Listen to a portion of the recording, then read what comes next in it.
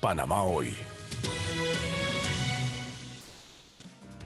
Bien, estamos de vuelta siendo las 8:04 de la mañana y Colombia, pues el próximo domingo está convocando a sus ciudadanos a elecciones presidenciales en una primera vuelta. Y es interesante contextualizar un poco cuál es el clima político y, por supuesto, el comportamiento del electorado, de la población alrededor de esta convocatoria. Está conmigo esta mañana Hernán Posada Rosso, quien es el comunicador social colombiano, a quien doy la bienvenida y me da mucho gusto, colega, poder hablar a esta hora. Buenos días. Ricardo, muy buenos días, muchas gracias a la audiencia, gracias por acompañarnos esta mañana, un placer saludarte y estamos aquí a la orden. A ver, importante pues poder de alguna manera determinar cómo está el contexto de la convocatoria en cuanto a la participación del electorado el próximo domingo. Yo diría que habría que analizarlo desde dos puntos de vista. Uno, el electorado en Colombia y el electorado que juega un papel importante en el exterior. Y doy un ejemplo. En Panamá, lo tradicional era que los votos para presidente y demás no superaran los 3.000 votos. Los 3.000, teniendo en cuenta que la comunidad colombiana votante en Panamá es bastante numerosa. Estamos superando los 400.000 colombianos, según los datos del consulado. Pero esta vez, la información que nosotros manejamos en Estampas Colombianas es que la gente está votando 500, 600, 700 al día. Esto es una enorme diferencia con relación a lo histórico. Entonces, si analizamos esto y seguramente más adelante en una eventual segunda vuelta, estos votos van a jugar un papel muy importante, tal como tú lo dices, incluyendo los indecisos y demás, ¿no? Y el voto en blanco, por supuesto. Pero creo que para Panamá el escenario político sigue siendo una incógnita, porque por un lado tenemos tres candidatos que están en la recta final y que captan, digamos, el mayor número porcentual de votos, con Petro a la cabeza, seguido por Fico Pico Gutiérrez Gutiérrez. y finalmente con el ingeniero Rodolfo Hernández, que sorpresivamente en la última encuesta Inbamer, que hace pocas horas se dio, supera a Fico según esa encuesta, porque Petro marca un 40.6% con un 2.7% de error, y Fico Gutiérrez marca 27.1%, mientras Rodolfo subió y está entre 29.4 y 29.3.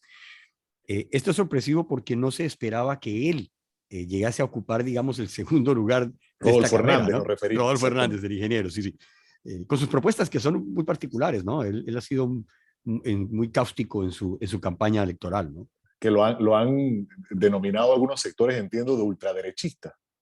Sí, sí, sí. Bueno, el asunto es que Colombia lamentablemente se enfrenta a un escenario muy complejo por primera vez en su historia.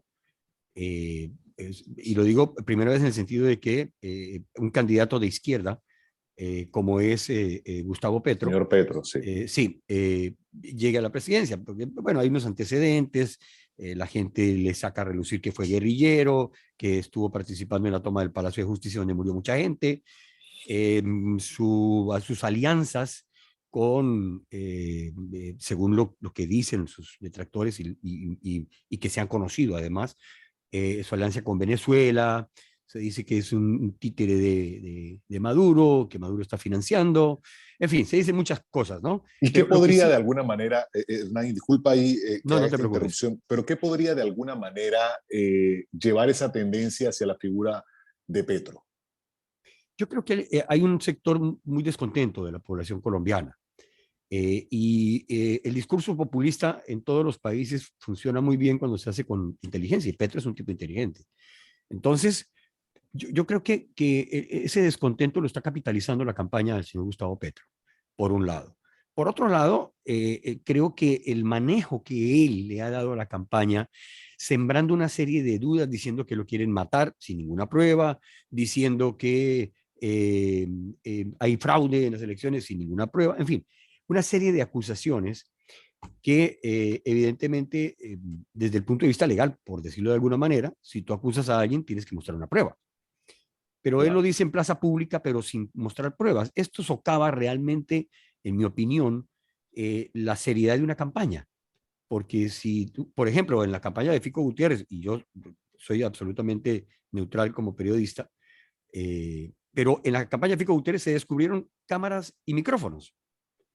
Y ahí llegó la policía y los encontró y los presentó como evidencia. O sea, personas infiltradas. Claro, ha habido infiltración, por supuesto, en la campaña. En las campañas ha habido infiltración, pero Petro nunca ha mostrado ninguna prueba. Entonces esto genera una desconfianza, incluso en sus mismas toldas, porque en el caso de Gutiérrez, pues el señor presentó las pruebas y llegó a la policía y la policía llegó y la policía fue la que encontró las cámaras y los micrófonos, especialmente en la sede de Medellín. Entonces, esto menoscaba realmente la seriedad de una campaña, lamentablemente, porque pues obviamente todas las campañas son respetables de cómo se activan y cómo funcionan, pero siempre y cuando dentro del marco de la legalidad, y esto pues creo que otro factor que ha incidido en las últimas horas, Ricardo, yo estoy seguro que tú estás enterado, pero lo ampliamos un poco si me permites, Claro. es la captura en Honduras de una de las senadoras más importantes de su grupo político, con $68,000 escondidos, la señora Piedad Córdoba, Sí, Piedad Córdoba, que exactamente. tiene múltiples Claro. acusaciones, ¿no? Entonces él dijo, no, ya ella no está en la campaña, lo cual es cierto, que ella no forma parte, pero la señora es senadora de ese partido, del pacto histórico. Entonces, esto genera también...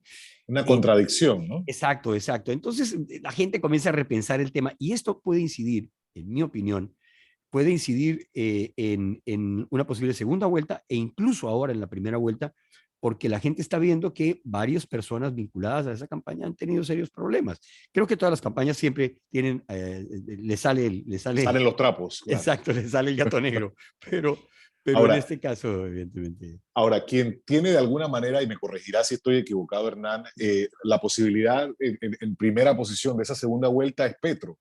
¿Ya quedan los otros entonces con Petro, este margen de perdón, indecisión o no? pero no, a ver, Petro Ok. enfrenta, si Petro se enfrenta a Rodolfo Hernández, hay un empate técnico, según las encuestas. Habría un empate técnico, pero si Ujú. Petro se enfrenta a Fico, lo más probable es que gane Petro. Ok, ok. Y esta Entonces, convocatoria segunda vuelta se hace en el mes, de junio, bueno, 19 ya de estamos junio. entrando en junio, exactamente. 19 de junio sería una eventual segunda vuelta, y los escenarios son esos dos, ateniéndonos a las encuestas que se están llevando a cabo ahora, ¿no? Pero no te extrañe, Ricardo, que salga otra encuesta de aquí al 19 cambiando el Y es panorama de parte, preferencias. y es parte de este rejuego político. A ver, ¿de cuántos electores estamos hablando? Creo que son más de 30 millones de electores y mucho más de 30 millones de Casi electores, 40, sí.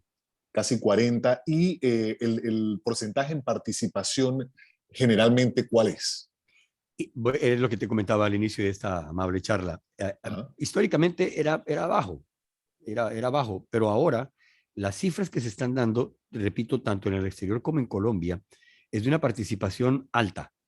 Antes la participación era media hacia abajo, porque claro. evidentemente es una sociedad que ya ha pasado por muchas cosas, no cree en los partidos políticos. Yo creo que es un poquito el reflejo de lo que nos pasa aquí en Panamá también, porque hay que recordar, y hago un paréntesis que creo que vale la pena hacerlo, hay que recordar, por ejemplo, que en los fenómenos de votación de los países, en el caso nuestro en Panamá, nuestro país, hay una cosa muy curiosa y es que aquí el ciudadano que es nacionalizado, que no es panameño, pero que es nacionalizado, vota. Entonces, en el caso de la comunidad colombiana, aquí tenemos una cantidad importante, creo que se acerca a los 75,000 colombianos que votamos por presidente, para diputado, etcétera, etcétera. Es correcto. Entonces, si tú ves desde el punto de vista de la geografía política, incide porque yo no tengo la cifra de aquí en Panamá con cuántos votos se elige un representante o un diputado o al presidente de la República, pero yo creo que 70,000 votos, 75,000 votos, más los otros ciudadanos de otras nacionalidades nacionalizados en Panamá, eh, redondeamos 100,000 votos, yo creo que le sirven a cualquier candidato, por ejemplo. Por supuesto. Con Entonces, eso, con eso está. tiene su incidencia, ¿no? Son fenómenos a nivel mundial. En España, por ejemplo, hay una comunidad colombiana importante, en Estados Unidos, por supuesto. Entonces, todos estos están votando desde el pasado lunes, ¿no? Y aquí en Panamá igual. Desde el lunes se está votando en el consulado, la gente está yendo a votar y te comentaba que la votación, tengo entendido, es bastante masiva en Panamá, que me sorprende porque con más de 47 años de estar en Panamá, no había sabido de una votación tan importante en Panamá y en el exterior, ¿no? Esto me llama mucho la atención porque antes la gente era muy pasiva para votar, ¿no? Decía, no, pero es que es lo mismo y es que, bueno, son los dos partidos y tal, y bueno, La alternabilidad esta. exactamente. Entonces, creo que esto está cambiando y yo no sé si la gente está votando por temor a alguna corriente A que política o alguno gane. exacto, o a favor de uno que quiere que gane, ¿no? Es un poquito la duda que me queda, pero sí, sí, es muy, muy llamativo. Hernán, será interesante, bueno, porque el tiempo siempre nos vence cuando más interesante se pone la conversación, pero analizar la próxima semana los resultados camino a esa segunda vuelta y el mensaje que pueda estar enviando el electorado en función de ello. ¿Te Por, parece? su, por supuesto que sí. Hay dos detalles que te dejo Claro, con tu consideración y sé que con tu capacidad periodística que ya está demostrada, gracias. puedes incidirla.